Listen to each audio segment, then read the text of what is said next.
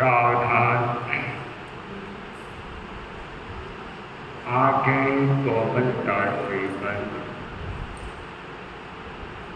शरीर को स्थिर शिथिल और तनावमुक्त करें।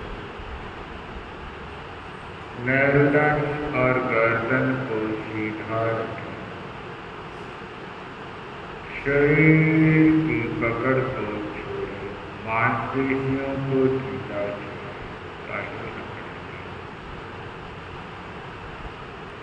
पूरे शरीर को ढीला छोड़ें।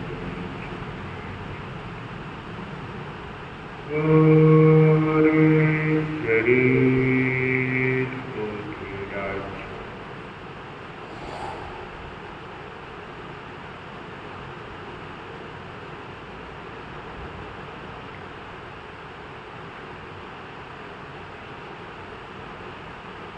पूरे शरीर में हल्केपन का अनुभव।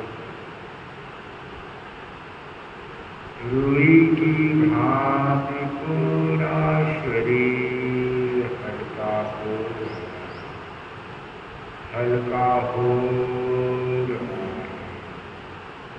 पूरा शरीर रूई की भांति हल्का हो रहा है।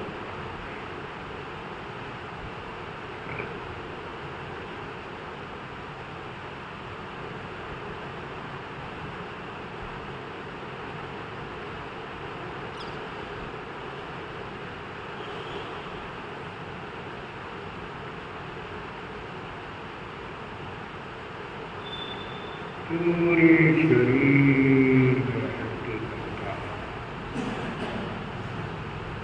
रूई की भांति पूरा शरीर हल्का हो रहा है।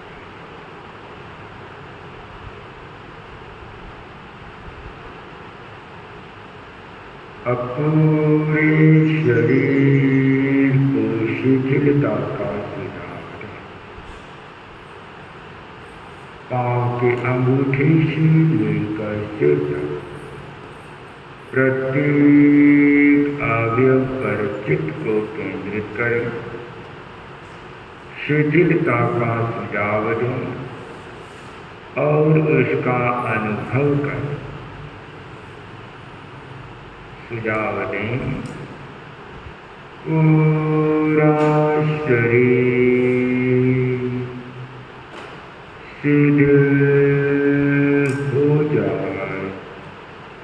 पूरा शरीर शिथिल हो जाए, शिथिल हो जाए।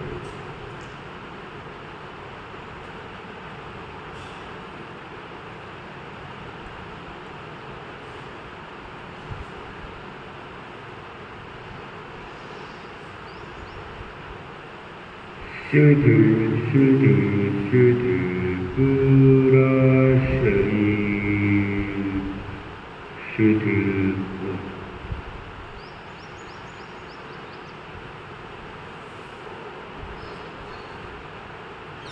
पांव के अंगूठे से लेकर सिर तक पूरा शरीर शिथिल हो रहा है। पूरा शरीर शिथिल हो रहा है, शिथिल हो रहा है।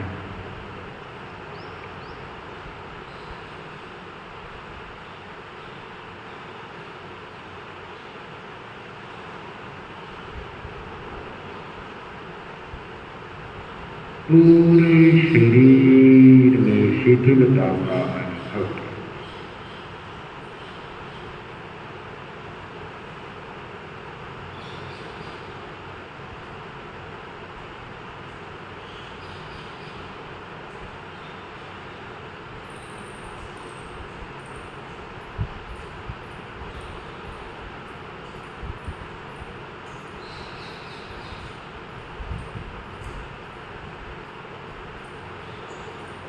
अनुभव करें पाँव के अंगूठे से लेकर सिर तक पूरा शरीर शिथिल हो गया है, शिथिल हो गया है, शिथिल हो गया है। पूरा शरीर शिथिल शिथिल शिथिल शिथिल हो गया है, अनुभव।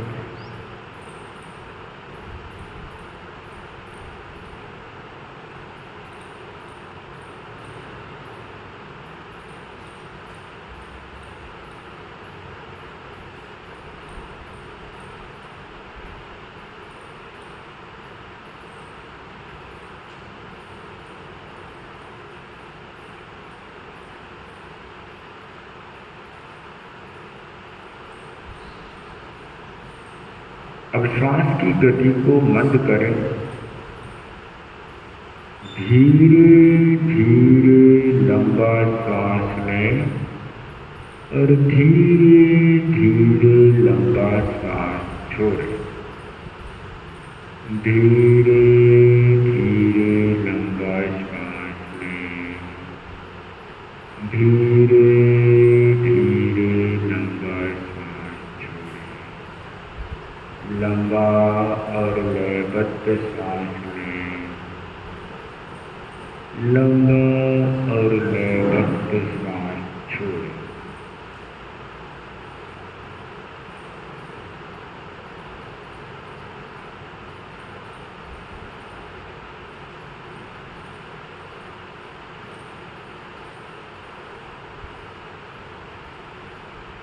आते जाते प्रत्येक श्वास के प्रति पूरी जागरूकता रखें, केवल श्वास को देखें, श्वास आ रहा है, श्वास जा रहा है, जानते हुए श्वास को लें और जानते हुए श्वास को छोड़ें।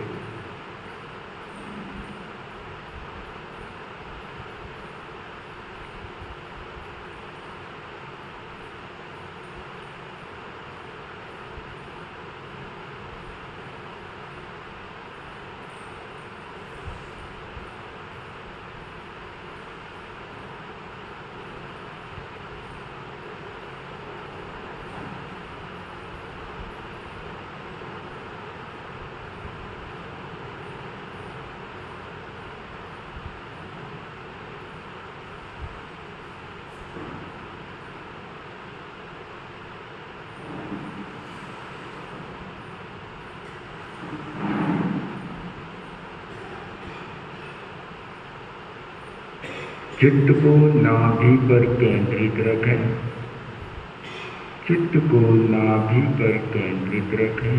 आते जाते प्रत्येक श्वास को देखें, श्वास आ रहा है, श्वास जा रहा है। कोई विचार नहीं, विकल्प नहीं, चिंतन मंथन कुछ नहीं, केवल श्वास को देखें।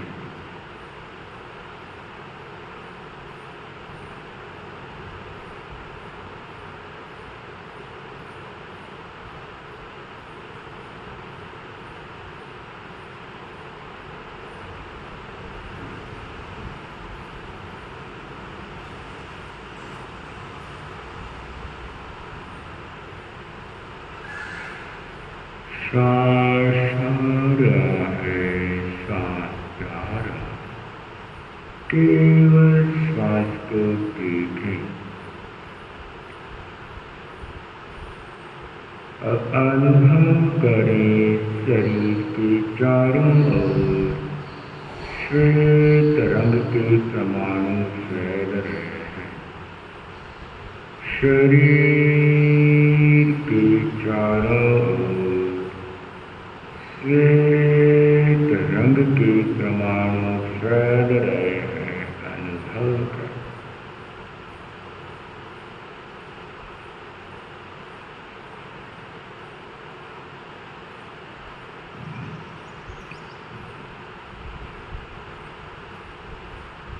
श्वेत रंग का श्वास भरें, श्वेत रंग का श्वास भरें।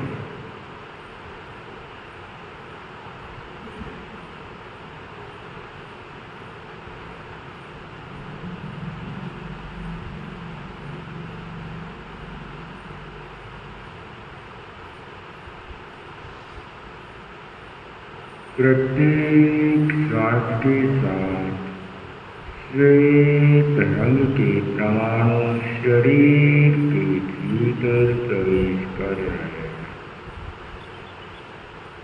प्रत्येक श्वास के साथ श्वेत रंग के परमाणु शरीर के भीतर प्रवेश कर रहे हैं। पूरा शरीर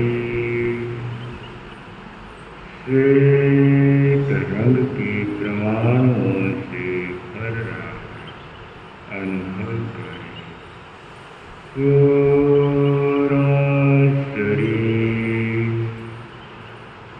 श्वेत रंग के परमाणुओं से भर रहा है। अनुभव करें।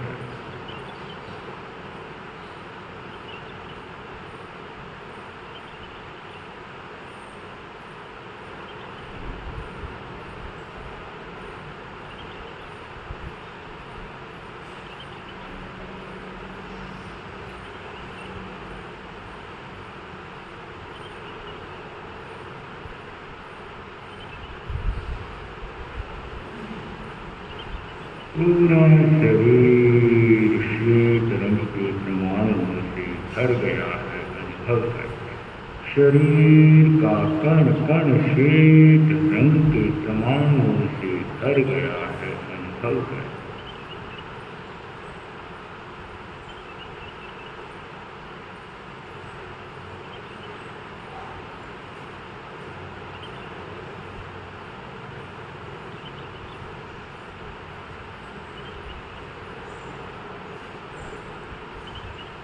अनुभव करें मेरी भावधारा निर्मल हो गई है। मेरी भावधारा निर्मल हो गई है।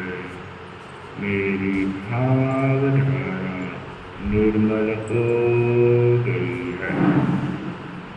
मेरा आभा मंडल पवित्र हो गया है। मेरा आभा मंडल पवित्र हो गया है। मानसिक शांति और आनंद की अनुभूति करें। मानसिक शांति शांति शांति आनंद आनंद आनंद परम शांति परम आनंद की अनुभूति करें।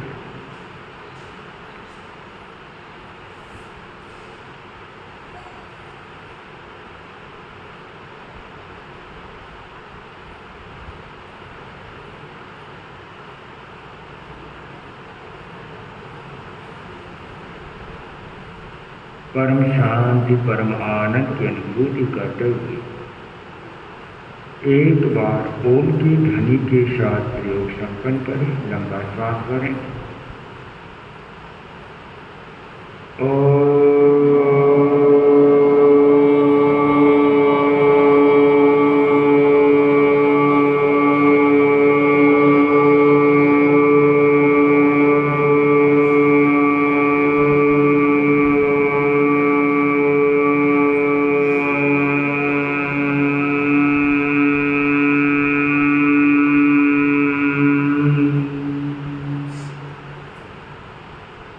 शांति शांति शांति शांति। ओम अरहत योग संपन्न।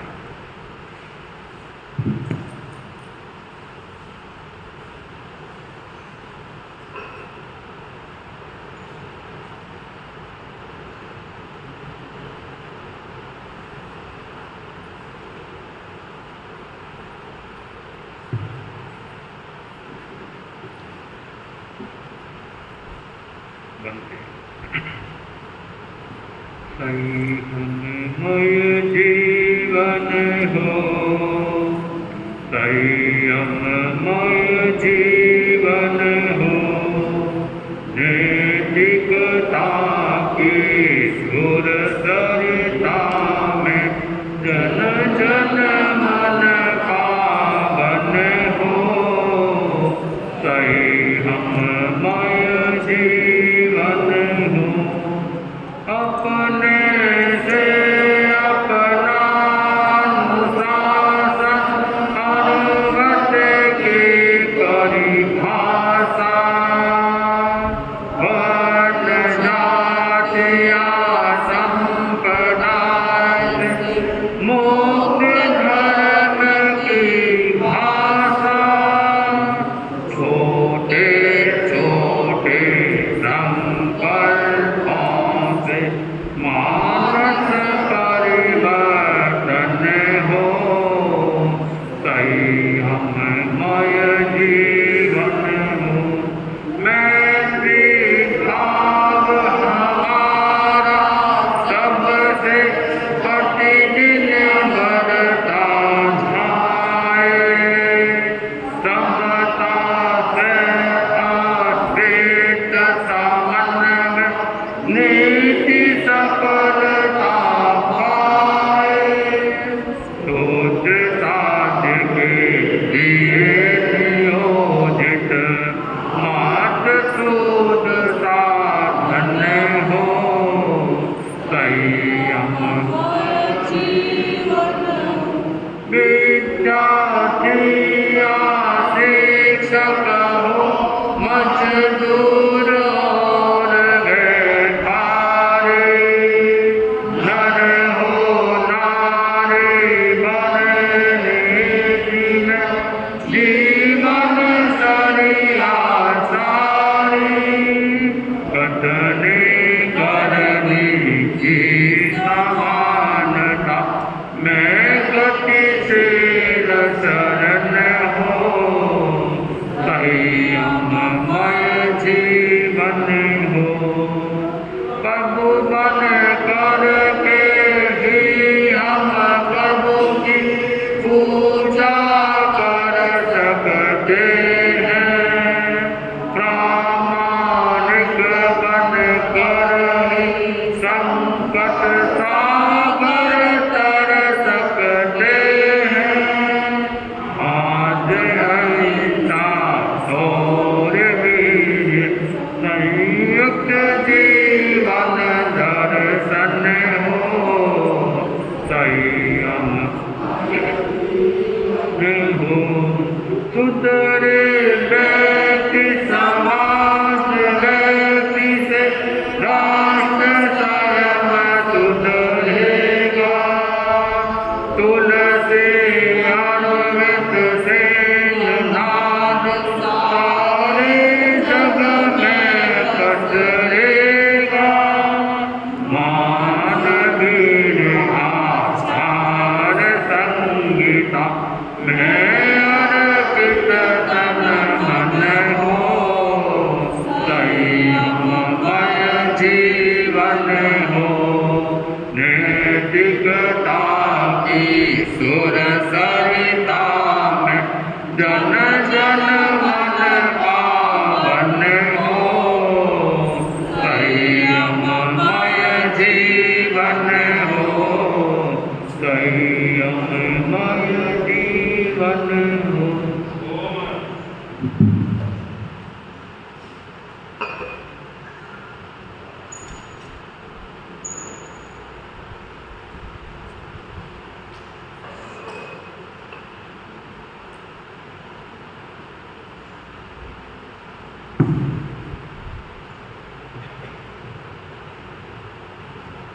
आदर्श मातीन वरगतिये,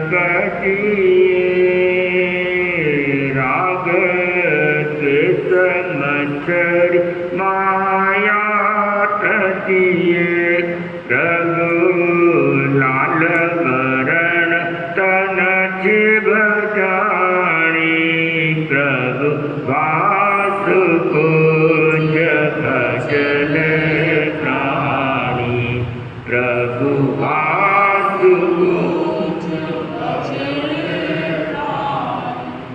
वनिताचारी वे तरणी शिव सुंदर गरबा हो सगणी काम भोगत जाके पाकानी प्रभु वासु को जग जल अंजन मंजन चोलगा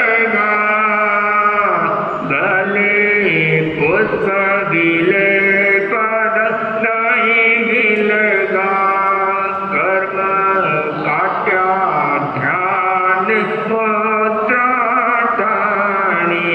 प्रभु वासु को जगत प्रभु वासु को जगत इंद्र थकी अधिकाओं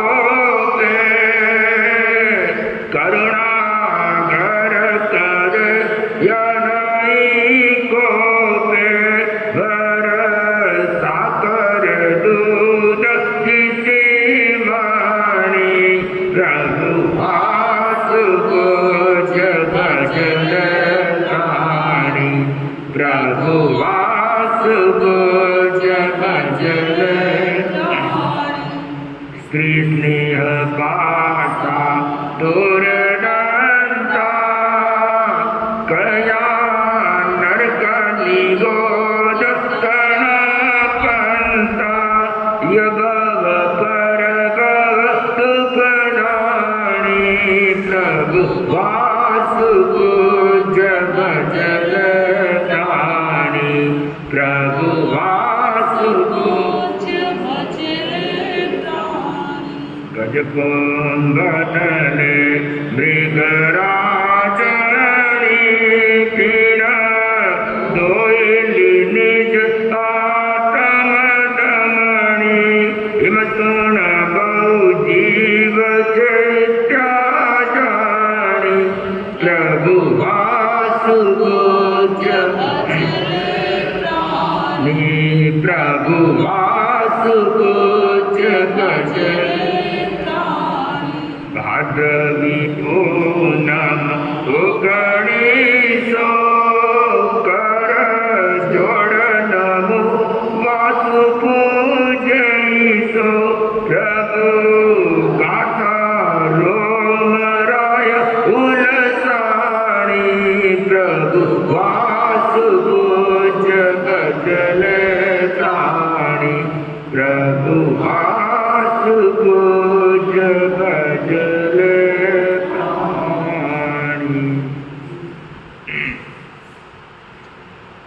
चंदीषु निम्मलैरा आई चीजु अय्यम व्याशयरा सागर वर गंभीरा सिद्धा सिद्धिं मम दिशन्तु सिद्धा सिद्धिं मम दिशन्तु सिद्धा सिद्धिं मम दिशन्तु। आराध्य की स्तुति करता हूँ। परम पावन आचार्य प्रवत को भक्ति वंदन करता हूँ। साथ ही समुपस्थित भाइयों और बहनों,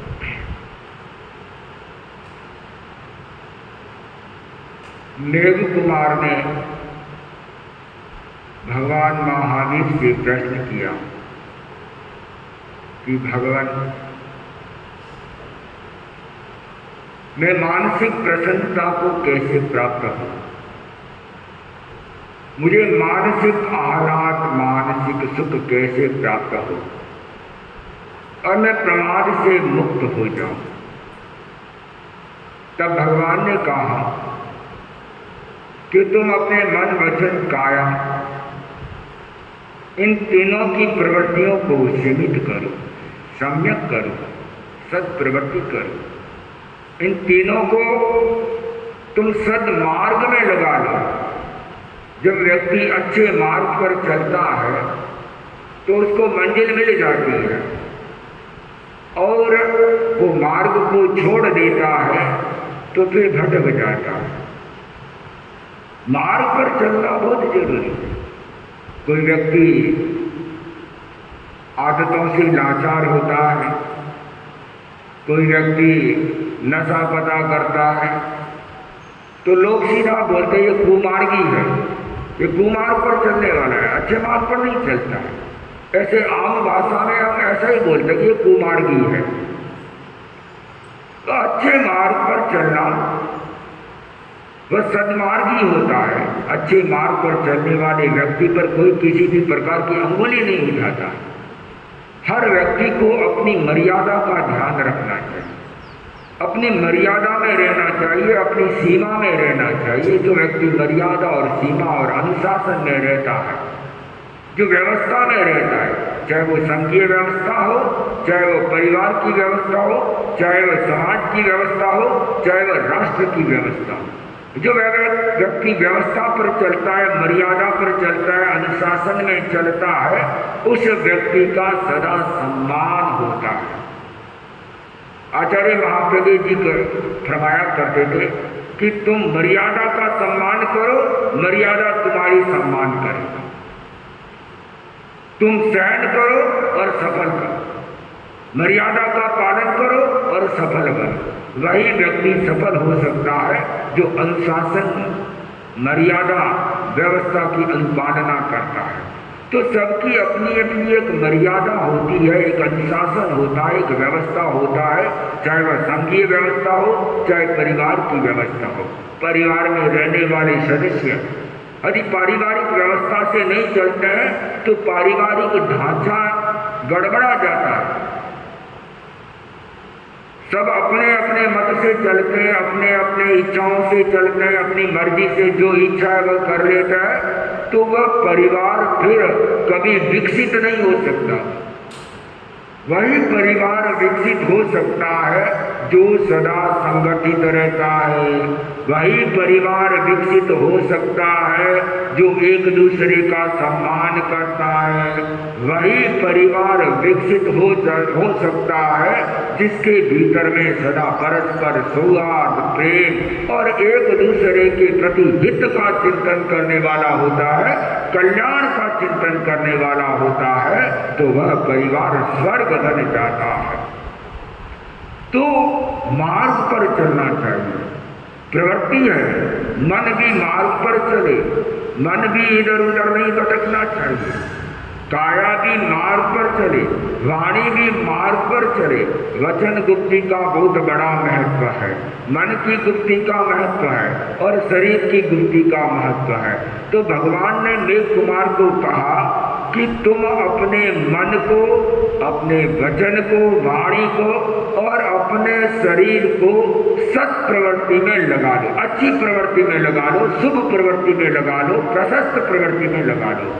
तो जो शुभ प्रवृत्ति में मन वचन काया की क्रिया को करता है, प्रवृत्ति को करता है, उसे प्रवृत्ति में लगा लेता है, वह व्यक्ति मानसिक स्वास्थ्य को प्राप्त करता है, मानसिक प्रसन्नता को प्राप्त करता है।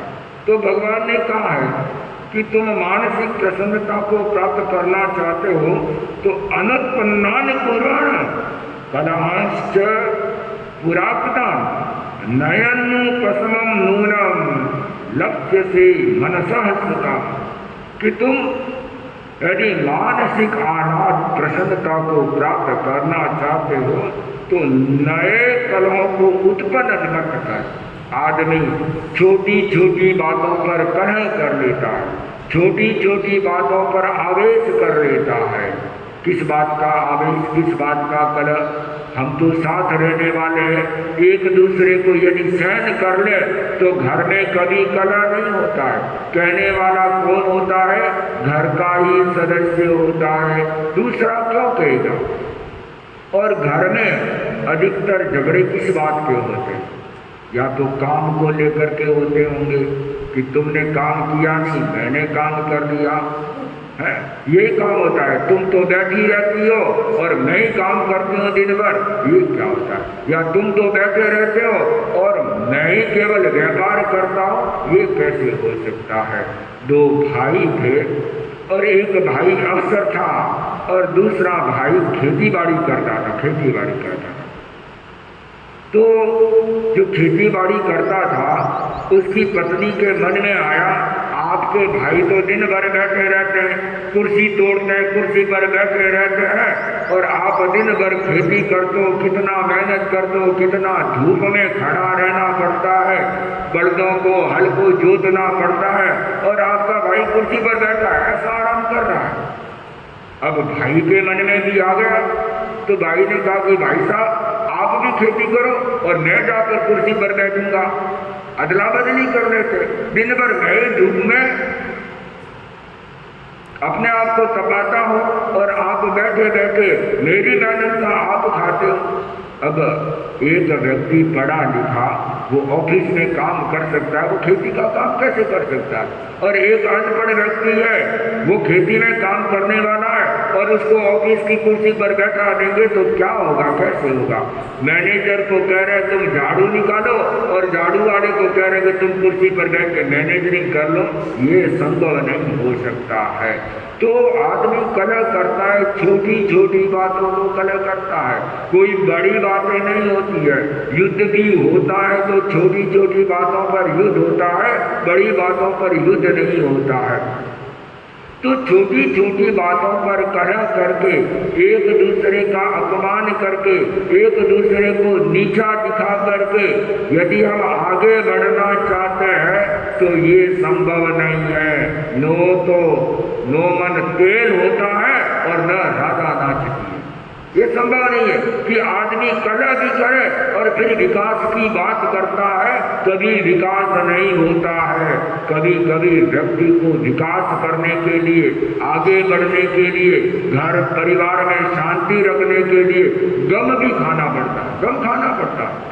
जो व्यक्ति गम खा लेता है तो वह कलह शांत हो जाता है, उपशम हो जाता है, और गम नहीं खाता है, कोई नमता नहीं है, तो फिर वो कलह बढ़ता जाता है और बढ़ते बढ़ते छोटी तो चिंगारी होती है और फिर वह आग का रूप ले लेती है, आग का रूप ले लेती है। तो यदि मानसिक स्वस्थ रहना चाहते हैं, मानसिक प्रसन्नता को, आनंद को प्राप्त करना चाहते हैं, तो नए कलह को उत्पन्न न करें, नए झगड़े न करें, झगड़े न करें। मैं देखता हूँ शाम को यहाँ बाहर बैठता हूँ तो सामने इतने पशु है और आपस में ये लड़ते रहते हैं, सींग मिलाते रहते हैं। अब आपस में सींग मिला करके प्रेम कर रहे हैं, लड़ रहे ये पता नहीं है, पर देखने में तो ऐसे लगता है कभी कभी तो आपस में प्रेम ही कर रहे हैं, एक दूसरे को इतना स्नेह दे रहे हैं। और कभी कभी ऐसे देखते हैं कि इतना भयंकर जोर से लड़ते हैं कि उनके और तो कोई काम काज नहीं है ना, काम काज तिनको नहीं और नहीं है ज्ञान और ध्यान, काम काज भी नहीं है, ज्ञान ध्यान भी नहीं है, तो और क्या करेगा आदमी? जब आदमी के पास में काम काज नहीं होता है, ज्ञान ध्यान का साधन नहीं होता है, तो फिर खाली दिमाग तो शैतानियों का घर ही होता है, फिर इधर उधर भी करेगा और झगड़ा ही करेगा। तो व्यक्ति नए कलह न करे और पुराने जो कलह झगड़े हो जाते हैं और पुराने झगड़ों को वह शांत कर लें।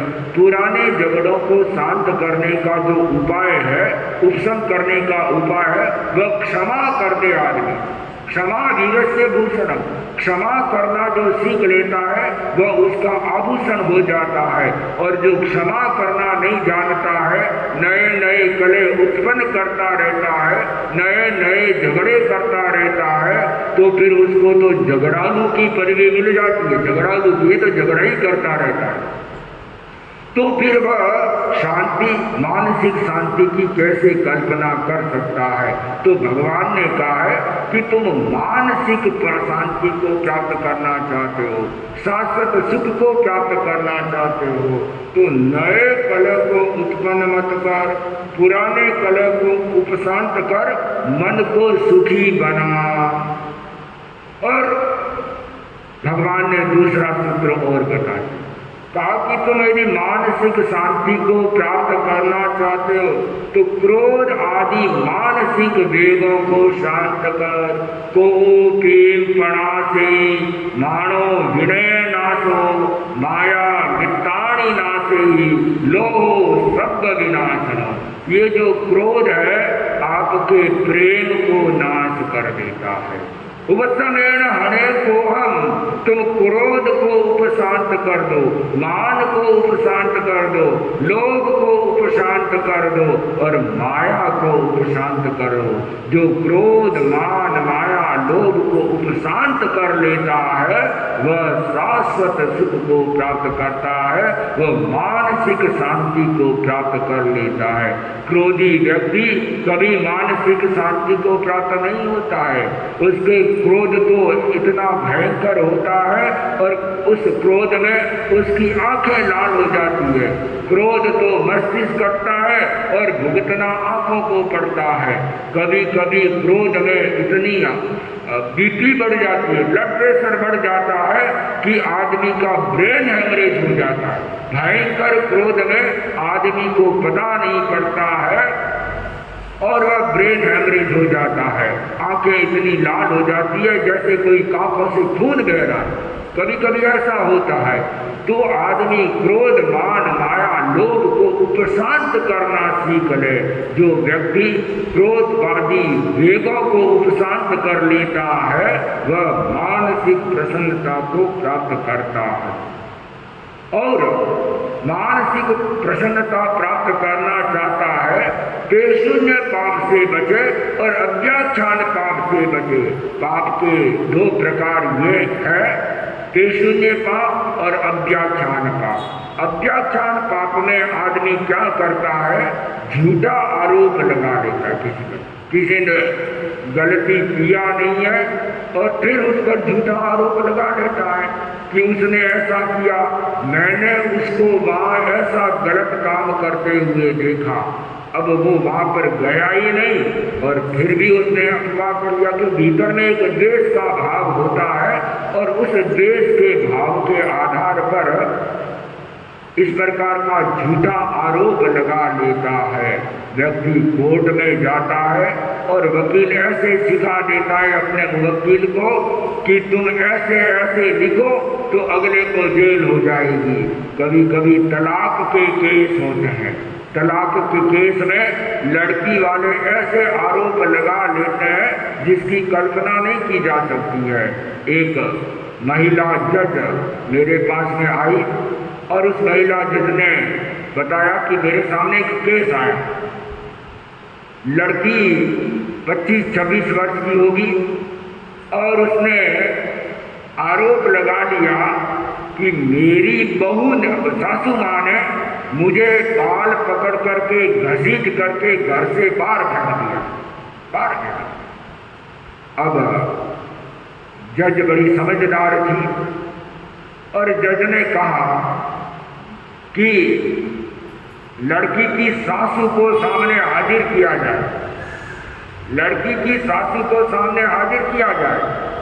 तब सासू को लाया गया तो दो व्यक्ति उसको पकड़ करके ला रहे हैं। लगभग 70-80 वर्ष की बुढ़िया माँ हाथ में लाठी पकड़ कर भी नहीं चल सकती है, उसको दो व्यक्ति पकड़ करके पेड़ियों पर चढ़ा करके ला रहे हैं और उससे उसके बारे में वह आरोप लगा रही है कि ये सासू मेरा बाल पकड़ करके छोटी खींच करके घर से बाहर फेंक रही है। जज ने कहा कि जो महिला चल नहीं सकती है वह महिला तेरा छोटी खींच करके तुम्हें बाहर कैसे फेंक सकती है। ये प्रत्यक्ष को प्रमाण की आवश्यकता नहीं होती है। तो आप देखिए आदमी अपने स्वार्थ के लिए कितना झूठा आरोप लगा लेता है, झूठा आरोप लगा लेता है और झूठा आरोप लगा करके और फिर सोचता है मुझे मानसिक शांति प्राप्त करे। वह व्यक्ति मानसिक शांति प्राप्त करने की इच्छा ही नहीं रखता है। जब यदि व्यक्ति मानसिक शांति चाहता है तो क्यों झूठा आरोप लगाए किसी पर। झूठा आरोप लगा करके स्वयं भी दुखी होता है, दूसरों को भी दुखी करता है और भयंकर कर्मों का बंधन करता है, भयंकर कर्मों का बंधन होता है। तो कर्म बंधन कर के व्यक्ति कभी सुखी नहीं हो सकता। कर्म तोड़ करके तो आदमी सुखी हो सकता है पर कर्म बंधन करके आदमी कभी सुखी नहीं हो सकता है। तो अज्ञाख्यान पाप से आदमी को बचना चाहिए। अज्ञाख्यान अर्थात झूठा आरोप लगाना, गलत आरोप लगाना, किसी पर भी गलती नहीं है और फिर भी उस पर गलत आरोप लगा दिया जाता है। उसका परिणाम ये होता है कि भयंकर कर्मों का बंधन होता है और अगले भव में उसको वापस उसी प्रकार का परिणाम भोगना पड़ता है। तो अज्ञाख्यान पाप से बचे। दूसरा पाप है पेशून्य पाप, चुगली नहीं करना चाहिए। चुगली करने के लिए तो यहाँ तक कह दिया कि पिट्ठी मांसम न खाए जा। जो चुगली करने वाला होता है वह व्यक्ति का पीठ का मांस खाता है। मांस खाना, चुगली पीछे होती है, सामने तो कोई कुछ बोलता नहीं है, सामने बोलने से तो डरता है और पीछे से वो चुगली कर लेता है। पुराने जमाने में राजा महाराजा होते थे और राजा महाराजाओं के कान भरे जाते थे, कभी मंत्री के बारे में, कभी किसी के बारे में, और राजा कान का कच्चा होता था और बात मान लेता था और उसका परिणाम जिसकी चुगली होती थी उस पर बिजली गिर जाती थी, ऐसा गलत उस पर असर हो जाता था। तो हम किसी की चुगली कर रहे हैं, चुगली करना भी बहुत बड़ा पाप है।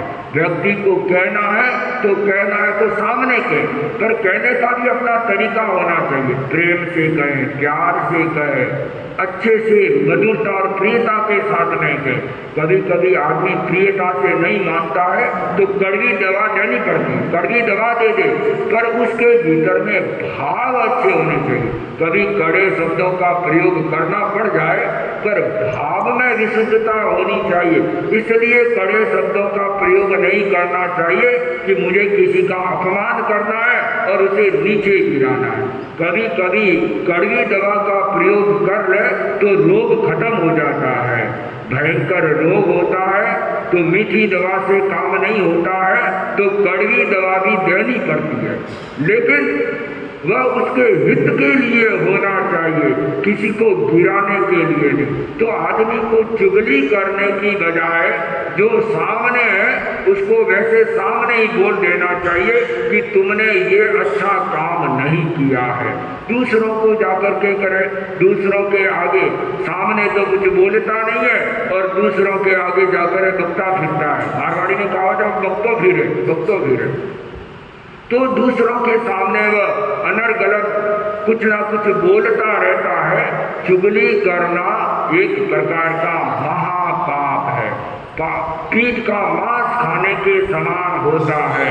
तो व्यक्ति को चुगली से बचना चाहिए।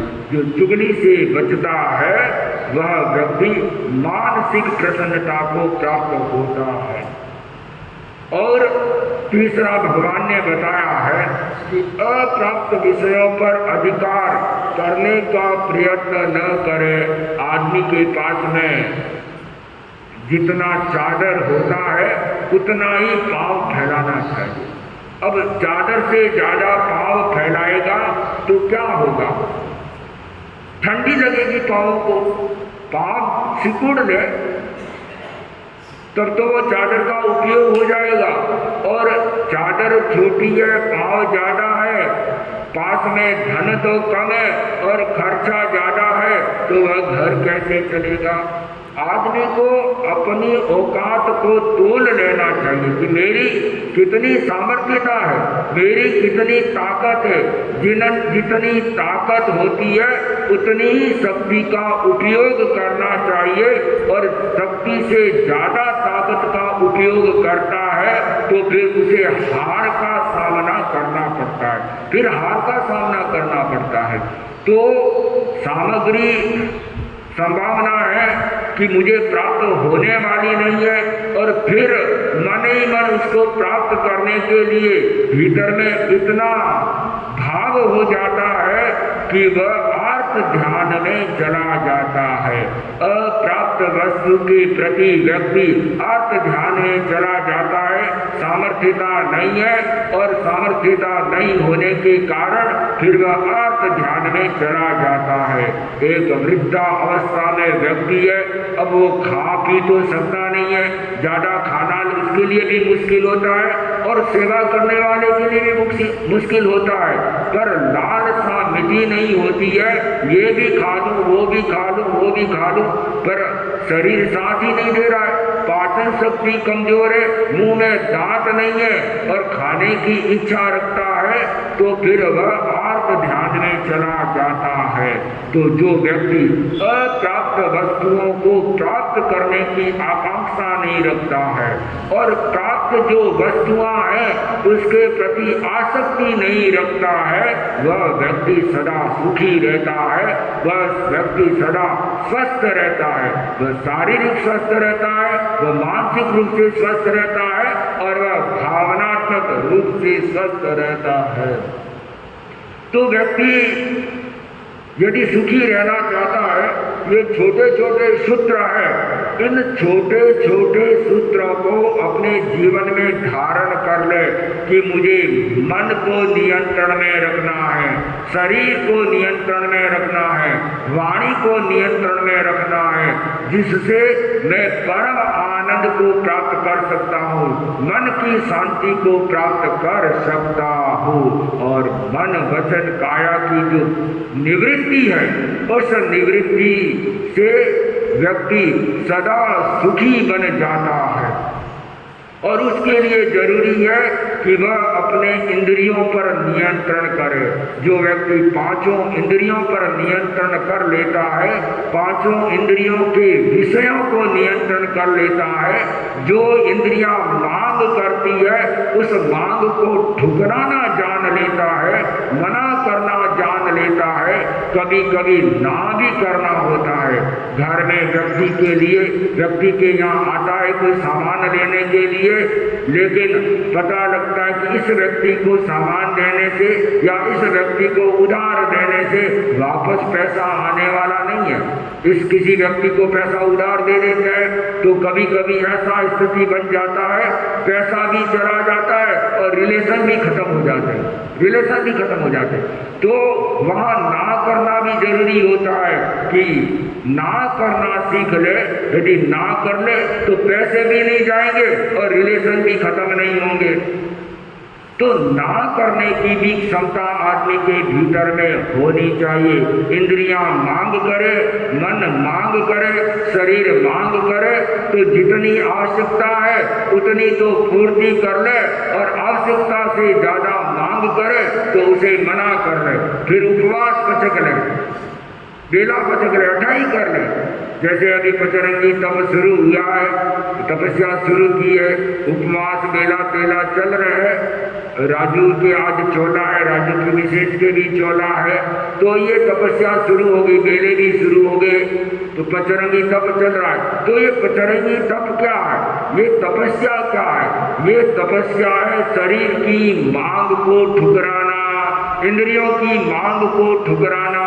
इंद्रियां जो मांग करती है, शरीर जो मांग करता है, उसको सम्मान सहित ठुकराना, मना करता ना, उनका सम्मान भी हो गया और इंद्रियों की पूर्ति भी नहीं हुई। तो जो व्यक्ति मानसिक स्वास्थ्य को प्राप्त करना चाहता है तो वह इंद्रियों को मना करना सीखे, मन को मना करना सीखे। जो मन वचन काया की प्रवृत्ति करता है, अप्राप्त वस्तुओं की आकांक्षा नहीं करता है, प्राप्त वस्तुओं के प्रति आसक्ति नहीं रहता है, शून्य चुगली नहीं करता है, अव्याख्यान झूठा आरोप नहीं लगाता है और राग द्वेष नहीं करता है, अपने क्रोध मान माया लोभ को शांत रखता है, वह शाश्वत सुख को प्राप्त करता है, मानसिक शांति को प्राप्त करता है और परम आनंद को प्राप्त होता है।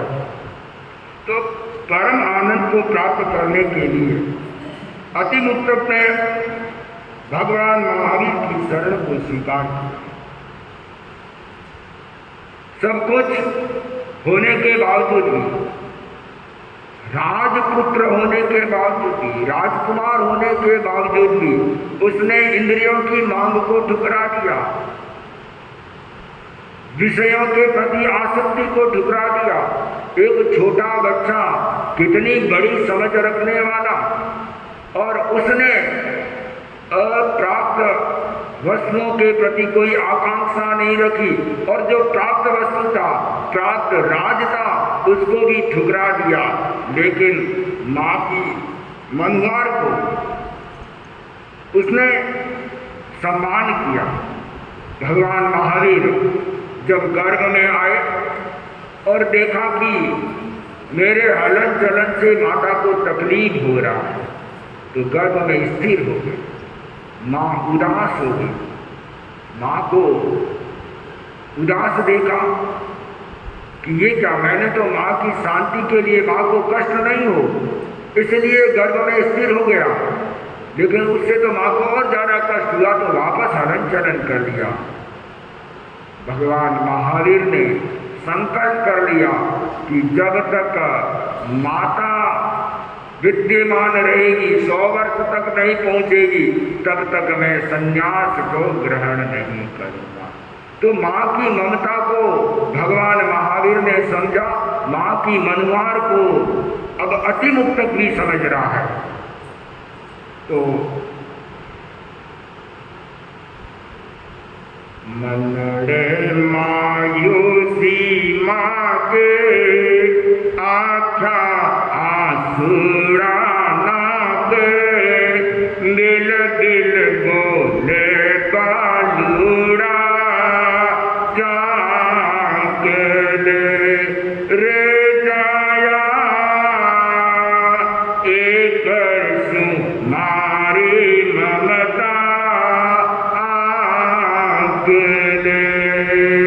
एक दिवस राजा अभिषेक बस अपनी आख्या झांकों में, सिंहासन आरूढ़ मुकुटगर निज नंदन ने आंखों में। फिर लीजे संयम सरणी, कर लीजे दोस्कर करणी, मिल गिल बोले गालूड़ा जागल रे जाया एक सु मारे ममता आगल। मौन रयो मोकेरो मंतर साजो कुंवर सयाणो, गण्यो एक दिन रे खातिर पोलास नगर रो राणो। विजय श्री मोद मनायो, विजय श्री धर फरायो, बिल बिल बोले कालूड़ा जाके रे जाया एक सु मारे ममता आगे रे जाया एक सु मारे ममता आगे।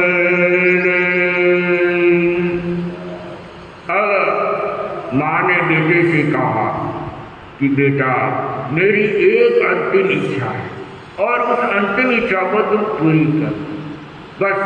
अब और कोई इच्छा नहीं है, एक इच्छा की है। तो अतिमुक्तक ने शायद कहा होगा कि मैं एक इच्छा पूरी कर लूंगा, लेकिन साधु बने का नाम मत कहना, दीक्षा लेने की मनाही मत करना, बाकी तो तुम्हारी इच्छा पूरी कर लूंगा, शायद कहा होगा उसने इस समय।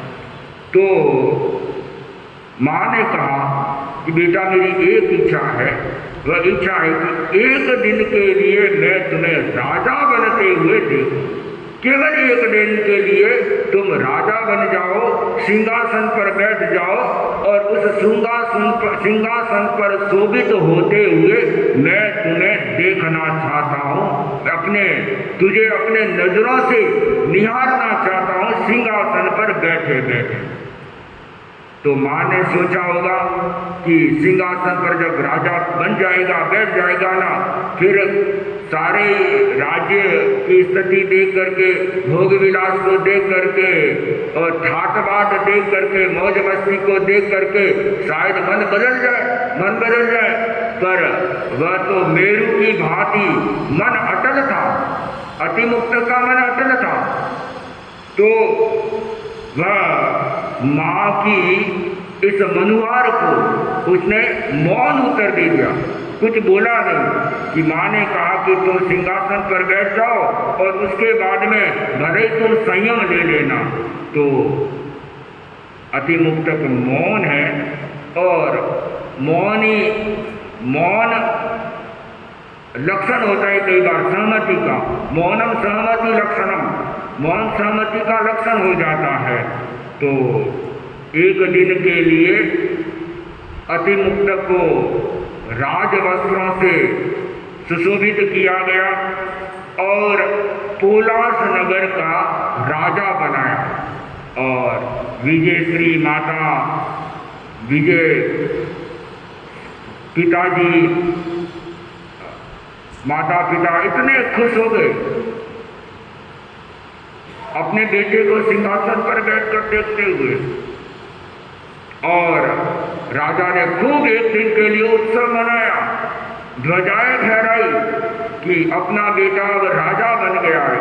बाप अपने बेटे को विकसित होते हुए, विकास करते हुए माता पिता को कितनी खुशी होती है कि मेरा बेटा अफसर बन गया, मेरा बेटा प्रधानमंत्री बन गया, मेरा बेटा मंत्री बन गया, शिक्षक बन गया, डॉक्टर बन गया, बड़ा व्यापारी बन गया, खूब कमा के लाता है। तो माता पिता को बड़ा खुशी होता है। अपने बेटे को खिलते हुए देखना हर माता पिता की चाह रहती है। तो माता के आँख के आंसुओं को समझ करके एक दिन के लिए माता की बात का सम्मान करते हुए अतिमुक्तक राजा बन जाता है। एक दिन का राजा बनना, पूरे राज्य में सिंहासन आरोहण होता हुआ अतिमुक्तक का उत्सव मनाया गया। और उस उत्सव में पूरे राज्य के लोग हर्ष और आनंद की अनुभूति कर रहे हैं। अब राजा बन गया, सिंहासन आरूढ़ हो गया अतिमुक्तक। और अब अगले दिन, एक दिन की बात थी, एक दिन वह सिंहासन पर बैठा, रात बीत गई और सुबह वह क्या करता है, सिंहासन छोड़ता है या सिंहासन पर बैठा रहता है, सिंहासन की लालच में आता है या सिंहासन को ठुकरा देता है। इसके लिए हम आगे बात करने का भाव रखते हैं इसी मंगल भावना के साथ। ओम।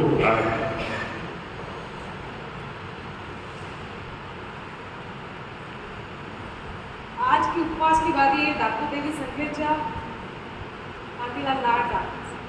कल की उपवास की बारी हितेश वडेला।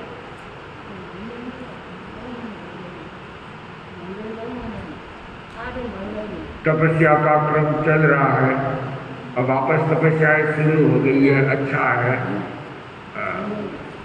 छोले की तपस्या है, केले की तपस्या है, बछड़े की तप का